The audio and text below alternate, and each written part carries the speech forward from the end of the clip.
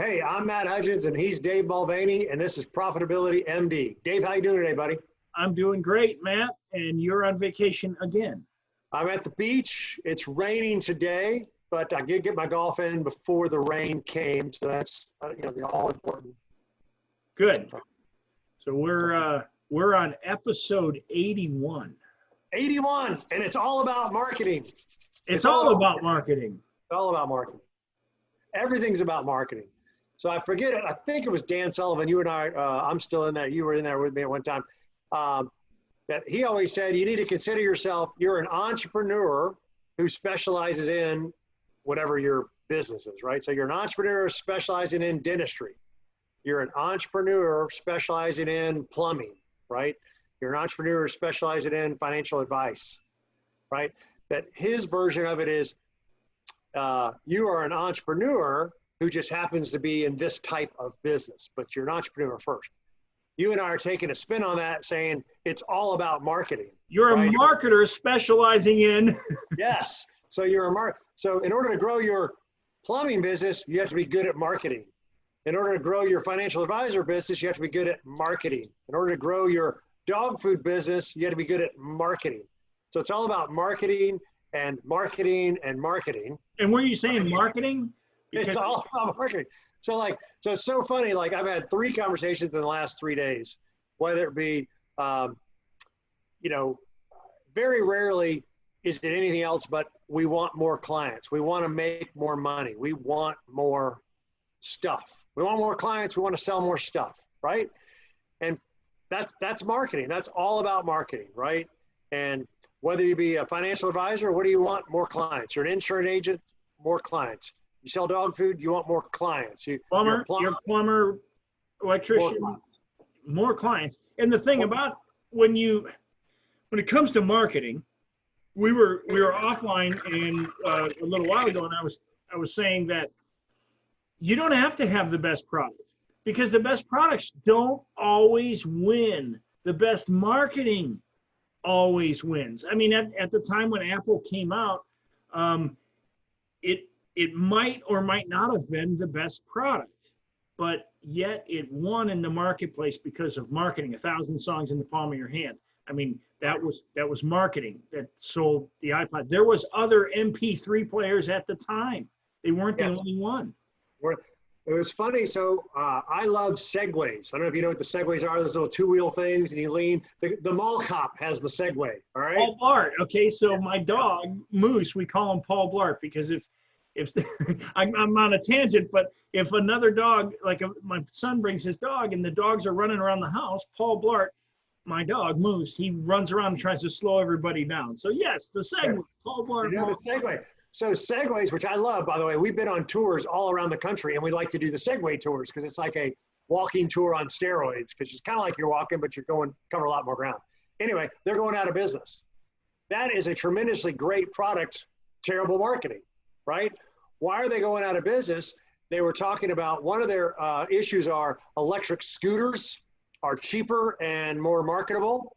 And electric bikes, these things called e-bikes. Like we've been in San Francisco and done a bike tour, except it was an e-bike tour, which kind of the electric, you have to pedal, but it helps you. Would have been great to do a Segway. Actually, we did a Segway tour too. My point, Segway is a great product. It's too expensive, but it was also just marketing. It never found its marketing niche. It never found we always talk about target market, right? What do we say? You got to find your target market, educate, motivate, make an irresistible offer. Well, I love Segways. I never received an irresistible offer from Segway, right? That's a great, I'm so glad you brought up Segways because the product, I've never been on a Segway ever. So that's a problem because I vacation all the time and my wife and I do stuff all the time. Well, why didn't I ever get on a Segway? If you want to know the truth, because there's a whole genre of videos on YouTube that are Segway fails where people crash into stuff. Is that right? Yeah. So I wasn't worried about me. I'm fairly athletic, but I didn't want my wife and I to be on vacation. And my wife smashes into a pole or something. So, but see, all they had to do is educate the public on why they're not that, or why they're safe and safety things and safe and fun. That they could have. You're right. Their marketing missed the beat. Missed the mark. the reason we use it, like we've literally been to San Francisco, Chicago, Dallas, Philadelphia, and taken Segway tours. Actually, even Florida. I've been in Florida, St. Pete, and did a Segway tour. And the idea was I could do a walking tour or I could do a bike tour. No, I'd rather do a Segway because it was kind of the best of both worlds. Like I could have done the marketing for the guys, right? That it's like, because it's kind of like walking, but it's not. It's kind of like bike riding, but it's not. It's better than both. So anyway, it was You can marketing. cover a lot more territory. When you're in San Francisco, you can go up the hills without being so tired. I mean, San Francisco, you're not going to sweat your butt off, but at the same time, in other parts, St. Pete, you certainly would. So the Segway idea, but I didn't know they went bankrupt. Are you serious? Yeah, they're shutting them down. They actually were bought out by a Japanese company, and they're just going to shut it down because, you know, they're not selling. They're still pretty expensive. But the other things are marketing. So I was just like, it's all about marketing. So I was talking to one of my guys, and he's talking about maybe selling his business to a larger business. And then you go work for the larger business. And I was like, well, you know, why would you do that? I believe in entrepreneurship. And I think one of our goals is to help every entrepreneur achieve the business they deserve. Like that's our mastermind group goal, is to try to help you achieve the business as a system. We can teach it to you. It helps you make the business of your dreams, the business you deserve, right? And he wants to sell his business to a larger firm because then he wouldn't have to worry about things. And I said, well, what things are you talking about? Are you talking about back office things? Or are you talking about marketing things? And it turns out that he's thinking marketing, but they're not going to help him marketing. He still has to go get his own clients. And I was like, well, that's marketing. And if you got to go get your own clients and they're not going to help you, and you still got to go get your own clients in order for things to work out, go get your own clients now and sell later, because it's the getting clients part that's the tough part, right? It's not the back office. We can hire virtual assistants. You know me, I'm king of virtual assistants. We can hire back office people. Business is about marketing. I had this conversation with my daughter. She's in college. We talked about this. She's actually interning with me this summer. And she was talking about, well, do you think I should go and be like a finance major? And that's what I was, a finance major. But really, my first job was picking stocks, research, and anyway. And the idea was you could have the best stock idea in the world. This stock's going to go from $10 to $100. And my boss looked at me and said, yeah, but it doesn't mean a thing unless we can market it, unless we can tell the brokers how great of an idea it is to sell the stock, because we didn't get paid unless they sold the stock. We didn't. So I was like, well, damn, I wish somebody would have told me that. I would have minored in marketing, right? Guess what? My daughter is a psychology major, wants to be a psychiatrist. So she's going to go to med school. She said, what minor should I take? And what do you think? What minor is she taking? She said she's a senior, and she took a marketing minor, because I believe whether you're a psychiatrist, doesn't matter what you are, you need a marketing backbone. And look, you and I both have marketing backgrounds. As you know, I'm launching a new dog food product.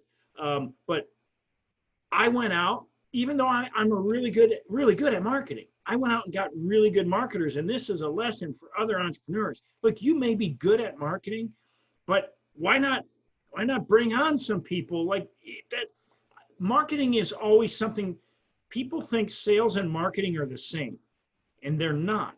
Marketing is all of the, I guess you'd say, all of the words that you put together before you create the video. It's all the words that are written out carefully before you write your presentation for your salespeople. It's a persuasive message. That's what marketing really is, and it compels people to take action on the message that they receive. And most of the time, the best marketing gives you two choices: yes, no, but never maybe. Because yeah, give them two. It reminded me of, like, so we listened to Joe Polish and Dean Jackson, and they have I Love Marketing podcast. You guys should all read it and literally start from the beginning. One of their beginning podcasts was talking about Joe Polish carpet cleaning business. Yep. And he said when he figured it out was he came up with a direct marketing, right? It was a direct marketing ad, say, before you hire a carpet cleaner, call for your free report on how to choose a carpet cleaner, or how to avoid all the dirty tricks of carpet cleaners. I forget what it was, but let's just call it a consumer guide, right? Lead magnet. We'll call it a lead magnet. That's exactly. It's a lead magnet. He called it consumer guide, but it's a lead magnet. And so his idea was, before he'd even come to your house, you would have to read that lead magnet that talks about how to pick a good carpet cleaner and how not to get fooled by all the bait and switch tactics that they apply to you. And so, and of course, the 10-point checklist, you know, are they? Of course, he fits perfectly into all. I can't even believe how well he fits into his own checklist. So by the time that they called him, that was the marketing piece. By the time they called him, the answer was, yes, I want you to clean my carpets, right? It wasn't, hey, I'm thinking about cleaning my carpets. Can you check it out? It was, no, go read this first. And once you read that, you'll either choose that I'm the right guy for you or not. So the marketing was the persuasion, the pre-sale, and the sale was just receiving the phone call. Hey, I read your consumer guide, your lead magnet. I want you to come clean my carpets. And I'm glad you said persuasion. Okay, there's a book out by Robert Cialdini, I think is how it's pronounced. It's CH or CIA, but Robert Cialdini. It's called the Art of Persuasion or the Art of Persuasion. Art of Persuasion. That's it. And great book if you're wondering, like, how do I start in this marketing idea? Well, it is persuasion. So what go back to the Joe Polish thing. What Joe was doing is, first he was building a case that he knew you were going to get your carpet cleans. He attracted the people who want their carpet, the target audience, right? And then what he did is he created this list that said, these are what to look for. But in that process, he was throwing rocks at his enemies, because he knew that many of his competitors didn't have all of those things on the checklist. So by the time the whoever wrote it, might have been Joe, might have been a writer, but a copywriter, that by the time they got to the end, I don't care about that. I just want the lowest price, or I want that because it's going to be the best. So what he's doing is weeding out the people he doesn't want. But when your marketing does that, this is a salesperson. Marketing is a salesperson that will work 24 hours a day, 365 days a year, and never be late, never complain. Marketing works, you know. Right, and it's like we were talking about. You are if you don't have good marketing, the only thing the consumer has to compare you with is price. Right? If you don't tell them through your marketing how you're different or unique, and we've said this before, unique can be different. Like, unique doesn't have to be better. It's my background and your background are different, and we might be selling the same product or service, but some people might click with me and some people might click with you just because of, you know, your background versus my background is more similar to them. Right? Sometimes it's just personality. One personality. Personalities. So unique is different, but unless you tell them how you're unique or how you're different, the only thing they have to go on is price, right? So if you're a plumber and you're a plumber and you're a plumber, only thing they have to compare you with is price. But if you're a plumber who's not the platitudes, hey, I've been in business for 25 years, but if you're a plumber who has, you know, guarantees his work, who's bonded and certified, yada, yada, yada, you know, that cleans up after himself and wears the rubber booties, now wears a touchless contact, right? Then you've just given the criteria. You know, I think I've seen an ad for touchless plumbing or touchless HVAC work, right? Now you're differentiating yourself. Well, I want that guy to come work on my plumbing or that guy to work on my HVAC because I don't, you know, with COVID, I don't want to touch anybody, right? Yeah. You got to give them through your marketing how you're different, and different is better, right? Different is better. You know, Russell Brunson puts it as, you need one main thing that separates you from your competitors, and that one main thing, like you said, doesn't have to be better. It just means one main thing that makes you unique. Unique is better, because if people are looking for that uniqueness, that what they're looking for is your personality. Every business is a personality business. I don't care what type of business you're in. The more personality that people put out there, the more, like, okay, think of Dollar Shave Club, okay? You know, that's a great marketing company, but it was the guy on the commercial. his personality. Right. The same with with OxyClean, Billy Mays. Okay, he's a great Yeah, yeah. copywriter, but it was his personality. Think of My Pillow, personality. Your Right. business is a personality business. I've got two great examples. So literally, there is an accountant that I work with, and I went to Georgia, and my girls go to Georgia, and he went to Georgia. His marketing, now look at that, Florida. I know, but this will work, right? Yeah. His marketing is, I'm a Georgia Bulldog CPA, and he literally goes after Georgia alumni, business owners as his prospective clients, and he loves Georgia football. So he can call anybody that's gone to Georgia, and it'd be, hey, Dave, how you doing? How about them dogs, right? Yeah.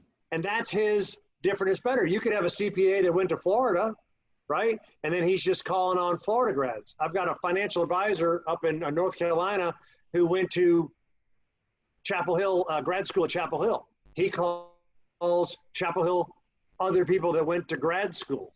Like that's his client, that's his different, hey, you went to grad school where I did, we got a bond, let's chat, right?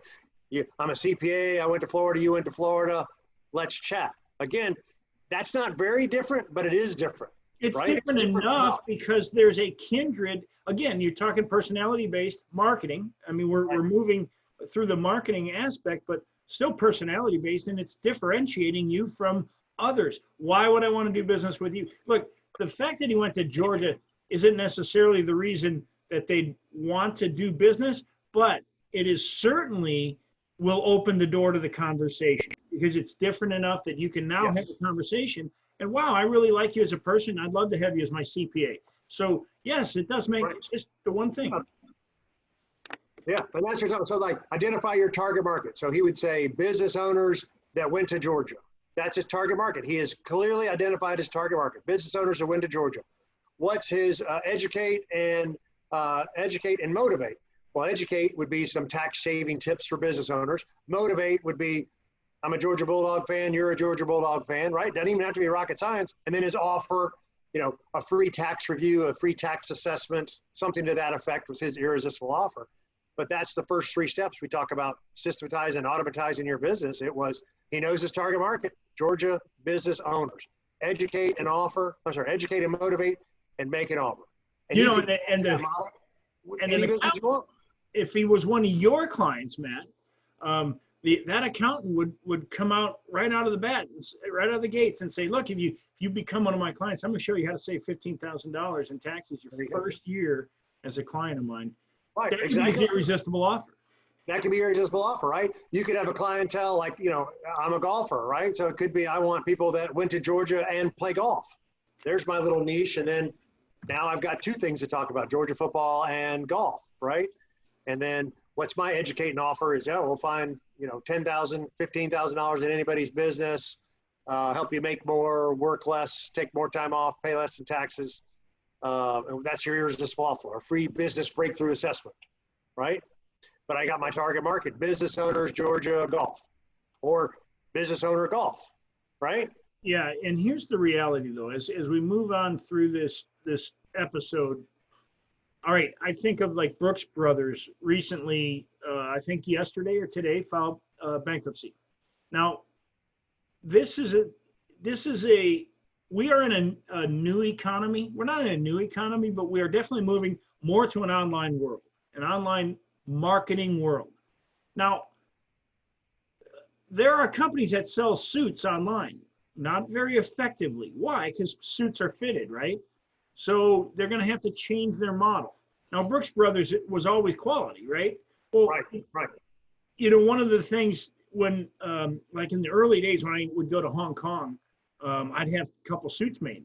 Like I'd stop in Hong Kong when I flew in, and a week later I'd pick up my custom-made suits, and they'd make them for you. Well, of course, that required me to go in somewhere.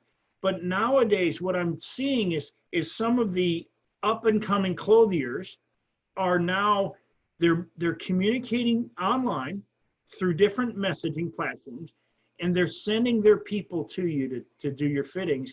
Some of them are actually doing instruction videos so you can do your own fittings. They'll mail you like one of their tape measures. Hey, we'll mail you a special tape measure we're going to take, and all you got to do is follow our form. It's so what I'm saying is Brooks Brothers unfortunately missed the mark of marketing.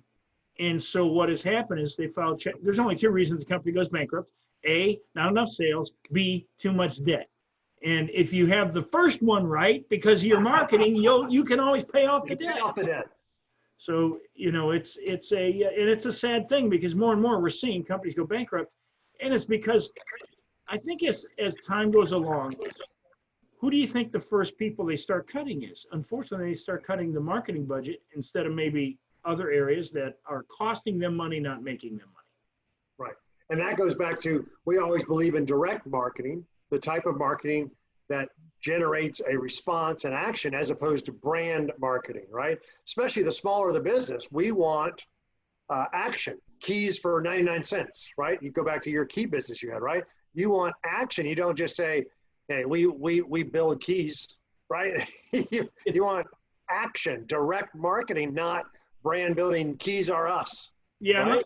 unless you have a Budweiser budget, you need to be using direct marketing as your way. So you lay out a compelling message and a solution. So first you find the people who have that problem, and then you show them that there's a solution to the problem, that you're the solution, and then you have an offer, a call to action for them.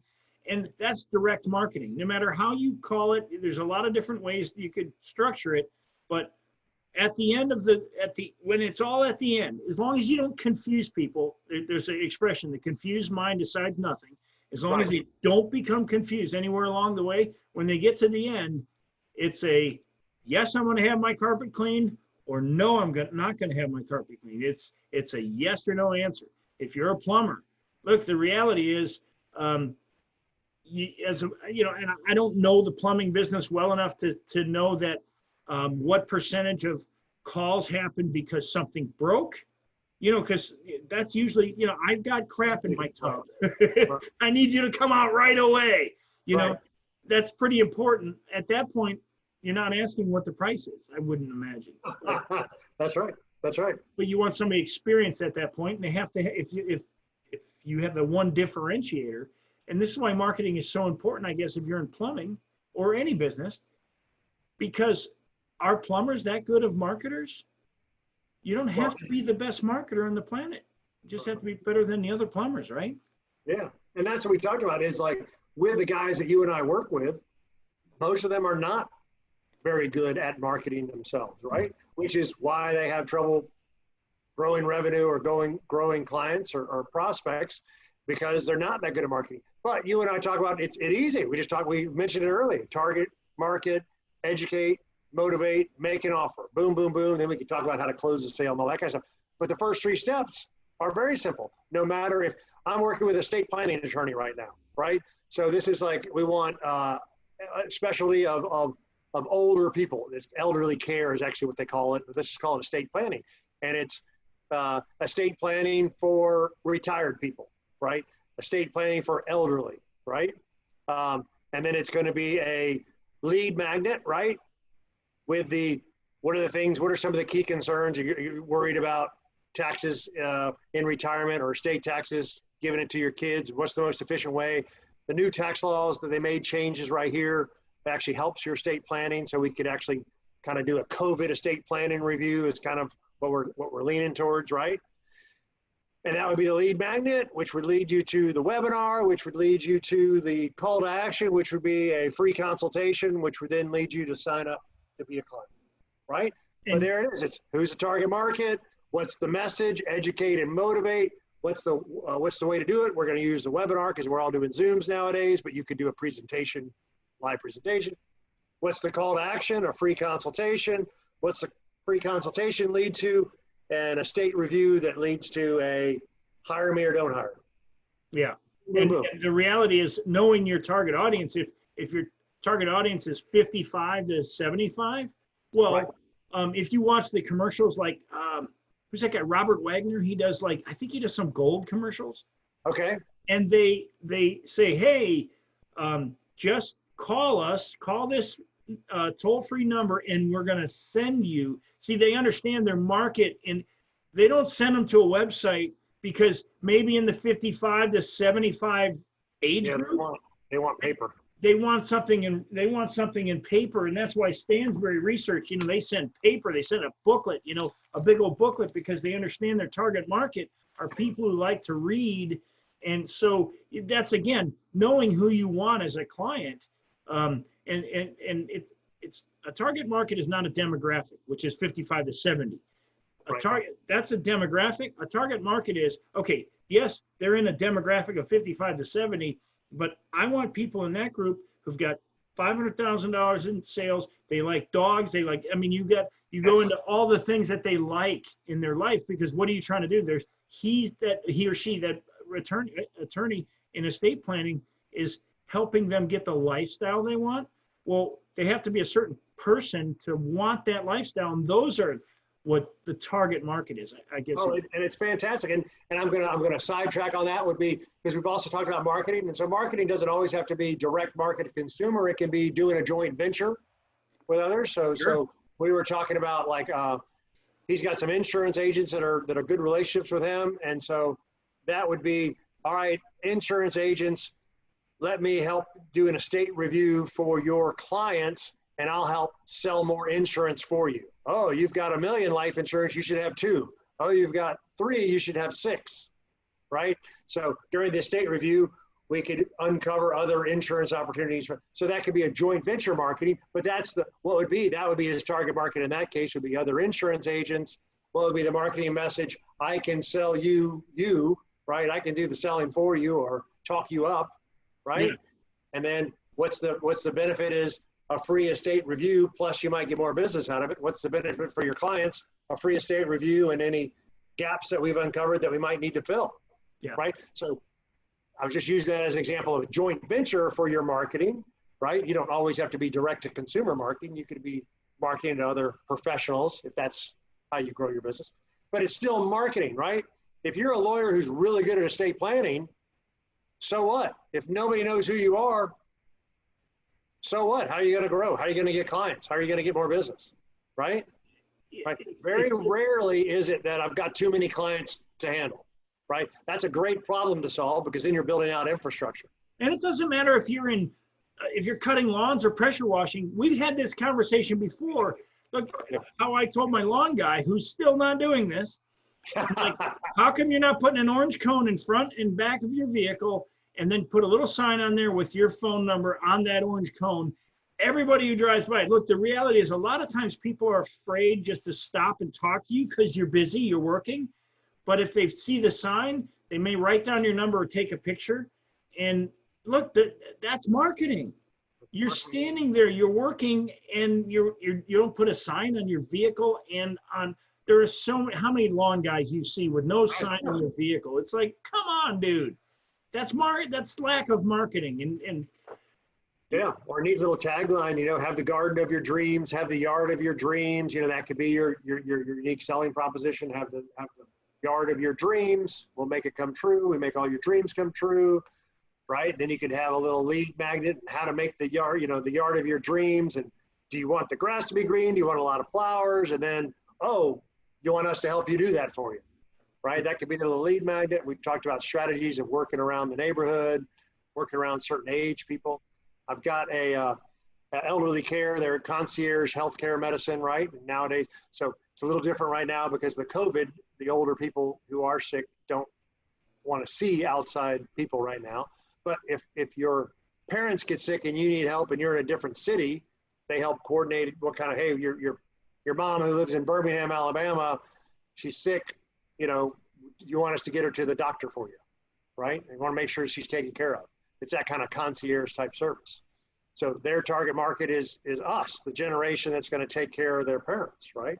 Yeah. What's the marketing message? Make sure your mom's taken care of. Take care of your mom like she took care of you. Like, I'm making this up right now, but that's a great marketing message. Yeah, right? Because it appeals to the person who's, their parents are still alive. And I guess I do kind of owe my mom and dad, right? I mean, we all do, right? Maybe not all, but I mean, you know what I'm saying? I mean, when we were talking about a checklist with them, I was talking about checklists with them. How do you know it's time for assisted living? So there's a little checklist we can put together. There's your lead magnet. How do you know it's time for How do you choose the right assisted living? How do you know it's time for assisted living? You know, there's your lead magnet. How to have someone help you choose, right? Oh, by the way, they meet all those criteria and they would call you to help them determine if it's time, help them determine the right facility, because that's what they do. But the one thing that I don't want, if anybody's watching or listening to this episode, the thing about it is some people get overwhelmed. Look, this is one of those times, like you said, you're the king of VAs, outsourcing.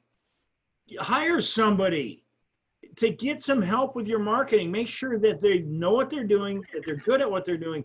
If you're not good at it or you don't have the time, for goodness sakes, hire somebody so that you can get your business on track. But we're in a pivot as a society, and we are going much more online as a world, not just online. The television is probably it's still got a huge draw, but things like Netflix and other things are changing that. But if you want to appeal to a big audience, get some help. And again, I'm extremely experienced in marketing, but yet I'm growing a company. First thing I did is brought on 2 really good marketing people, because I know that it's all about marketing. Doesn't matter. You can have the worst product on the planet, but what I always say is good marketing will expose a bad company really quickly. Overwhelmed. That's right. Yeah, but bad marketing will destroy a great company just as quickly. And so you need good marketing, and you can take a good product and get it into market. You don't have to be the best. If your marketing kicks butt, you can grow a company. And again, sales and debt are the 2 reasons companies go out of business. You get the marketing right, you can eliminate all that debt, and you can actually be on the way to using your business to build wealth, because that's what this show is all about. It's using your. And that's what the show's about. So really, to summarize, it's all about marketing. No matter what business you're in, it's all about marketing. You're a plumber, you're a lawyer, it's all about marketing. You can have the best idea in the world, but unless you can market and get that idea out there, how would anybody ever know, right? So it's all about marketing. And that's kind of the stuff you and I talk about in our mastermind group. We're getting a mastermind group going. That's one of the things we teach you in the mastermind group would be how to do your marketing, how to improve your marketing, how to target your marketing, what's your target market, educate and motivate, make an offer. That's part of it. And you're going to learn from 10 other individuals who are also in business themselves, what marketing they've tried, what worked, what didn't work. Remember, did an episode on that. Worked so well, I quit doing it. All those things. These are what we learn in the mastermind. That's part of business as a system. The mastermind group will teach you how to create the business of your dreams, because we know how to build it. And there's no better place to learn it than in a mastermind group. So if you want to learn about our mastermind group, it's Matt at profitabilitymd.com, Dave at profitabilitymd.com. We're interviewing people for that as well. You can find us at profitabilitymd.com, right? The podcasts are on anywhere you get your podcasts, Spotify's. We got our YouTube channel, Profitability MD, so you can actually see us in live video. And where else? We could also, that's kind of it. Dave, where do we find you? Well, you mentioned all those places, David Profitability MD. You can find me at davidmulvaney.com as well, where you can find out some great information on marketing and the backbone of sales and marketing and those types of things. But I highly recommend you subscribe to our YouTube channel or subscribe to our podcast and comment. Let us know what you think. How about you, man? Where can we find you?